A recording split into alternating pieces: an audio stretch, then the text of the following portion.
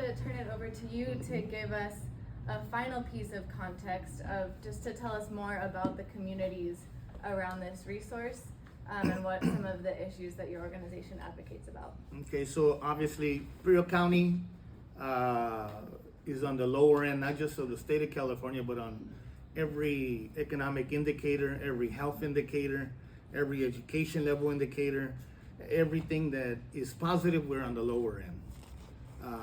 We have a very low percentage of people who graduate from universities and come back and live here. It's a brain drain, we call it. Our best and brightest often go on look for better opportunities somewhere else because of lack of opportunity for upscale jobs to move to raise a family and so on. So we have an agricultural based community based on the border of California. Our harvest workers are people who cross the border legally every day in the morning at 1, 2 in the morning in the cold, and they wait 4 or 5 hours, and then they work our fields that make millions, $2.65 billion ag and feedlot industry, the number one economic indicator in Imperial County. Makes a lot of money if you think about it, but very few actually benefit from that, right? So, and farm worker, we were a migrant family, was different back then. It's a very noble and respectful job, but none of us wanted our children to be that. None of us wanted us to have a career in being a farm worker.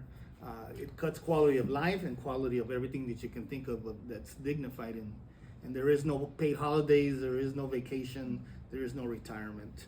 So that's the basis of our community, and it has been lack of opportunity that has been exacerbated by lack of investment by federal and the state government to make our community better. Therefore, we have a limited tax base, so our county officials have to spread that as far as they can. And you know the frustration of that, right? We all have, and we've told him, he understands, but there's limits to what we can do if we don't have a strong economic base. And then we have not had any manufacturing, we have not anything that is upscale. The majority of the people want to work in government-related jobs. That's the number one employer. They want to work for a place that's gonna, they work for the county, they work for Homeland Security, they work for municipalities, and they work in the school districts, and they work at 2 prisons. We have 2 prisons out there. Why? Because it offers a base salary that you can then, when it increment over time, you can raise a family. It has retirement, pension, and benefits. Those are the type of jobs people gravitate to. So we don't have a whole lot of great entrepreneurs as well. Our immigrant community has been better at starting small scale entrepreneurship than I'm a 3rd generation member of Imperial County. My grandparents came in the Mexican Revolution of 1910. So that type of mentality has also held us back, that we have a lot of self-imposed barriers to working at what we need to work at to make us better as a community as a whole. And there's a lot of resentment by a lot of people within our community towards those who have. The have and the have-nots in Imperial County is very large. And we've discussed this, right, openly.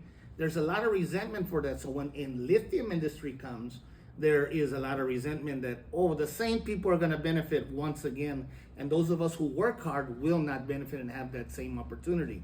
So like I said, we have high unemployment, the highest in California, right? We have low per capita income. We have the highest asthma, respiratory, and heart attack rate due to respiratory problems in the state of California and among the nation as well. We're out of compliance already with PM, particulate matter 2.5, PM10, which gravitates into your lungs and causes worse conditions it was, right? And we have the highest doctor per patient capita in California. So getting healthcare has been difficult to begin with. So you have a lot of negatives that people for generations have latched onto, and they've already been made a lot of promises. Solar came and created jobs during construction, and then boom, they leave, and there's nothing left, right? They even were given a tax break by the state of California, right?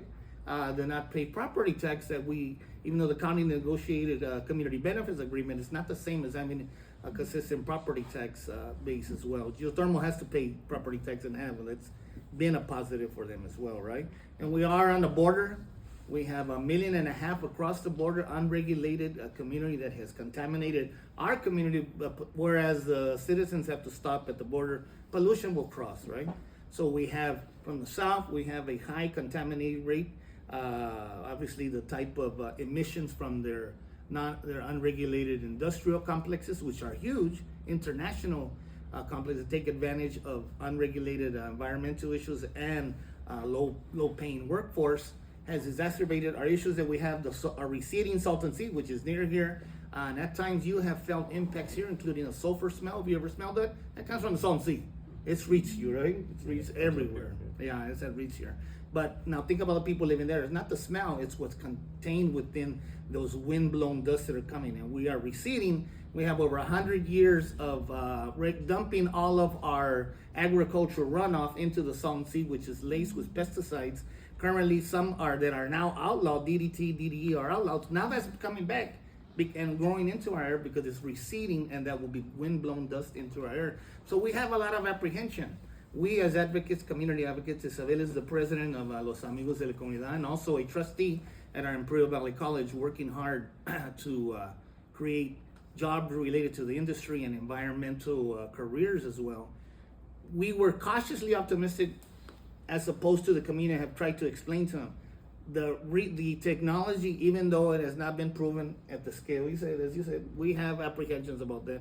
We're gonna take a wait and see, but it was cautiously optimistic because it was within the same geothermal technology and then an additional technology of extraction that is self-contained. No, it's an open pit mining. We would never have supported that. There's no water ponds exposing arsenic, lead, and other dangerous metals to our community and harming wildlife as far as human health.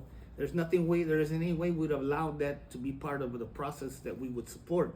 So we're cautiously optimistic, but the area of the Salton Sea is receding.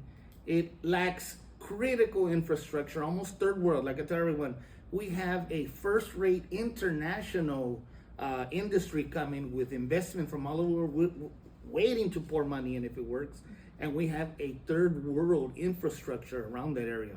So those citizens that live close as Bombay Beach, Nyland, Calipatria, Westmoreland, and part of Raleigh where I live, they are gonna have a huge impact. More so Nyland and Calipatria because they also pay the highest water rates almost in the state. And there's already a dust bowl. Nyland has lost the last two census population. So it's a place that's retirees and people who don't wanna be near the grid, off the grid almost. And they have huge environmental impacts, respiratory problems, economic issues, and they just do not see anything positive coming from it. So how are we gonna overcome that type of attitude? Frontline and throughout the rest of the county, we do outreach, so therefore we know what the issues are and how people are feeling about it. So I'm gonna go ahead and transition so we can do more. I can keep talking, but we'll change. Yeah, I know. Well, I don't want to stop.